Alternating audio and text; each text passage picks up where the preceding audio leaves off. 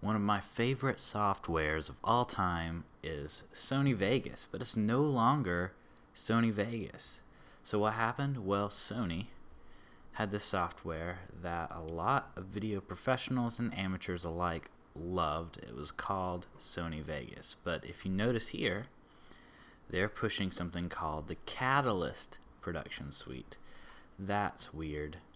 Who's heard of this? Nobody.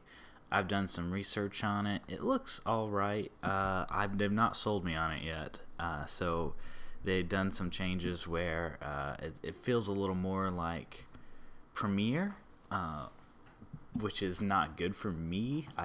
There's reasons I don't use Premiere. There's reasons I use Sony Vegas. So definitely we'll be looking more into the Catalyst suite to see if that's something I want to check out. But what happened to Sony Vegas?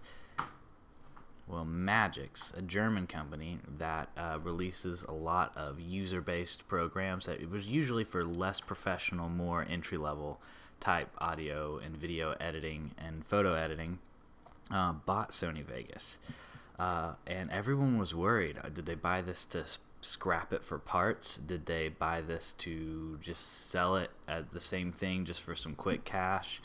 Or did they buy this as like a purchase of love? And you know what? Well, I checked out Sony's stuff.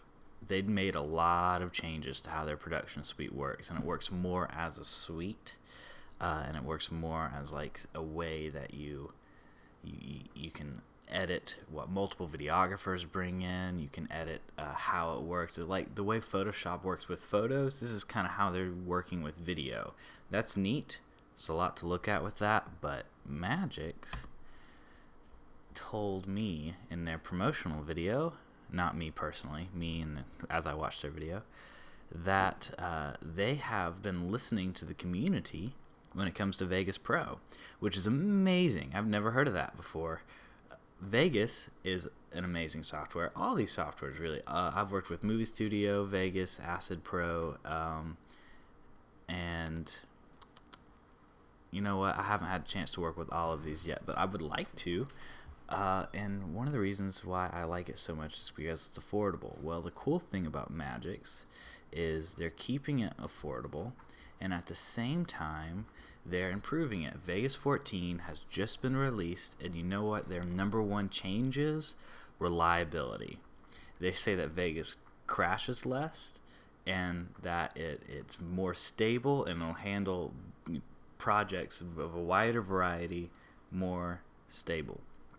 In a more stable fashion. So that's exactly what everyone who loved Vegas always said. It's like, man, I love this thing. I just wish it was more stable. Well, they're claiming it's more stable. Also, they've done some changes with up-resing footage, and they've done some changes with things that you would expect to kind of see as they go to the next gen. They're still saying that Vegas is going to be the Swiss Army knife for codecs that it is. They've got a lot of support for a lot of different things. They didn't name drop Sony by name, but I imagine if it's carrying over its older codecs, it should still support Sony products very well. But I think they're trying to even support other camera softwares just as well. So I think this was a purchase of love, and I think this is a good thing for Sony Vegas. Well, it's not Sony Vegas anymore, Magix Vegas, and I think this is a good thing. It's a good move right now. I'll post an update as I've had a chance to work with the newer version of Magix, and especially if I get a chance to check out the Catalyst suite. I've always been a Vegas fanboy, always have, and so it'll be interesting to see if I stay a Vegas fanboy or if I jump back to Catalyst. But something tells me that Magix knows what's going on, and I'm excited to see what they're going to do with the software.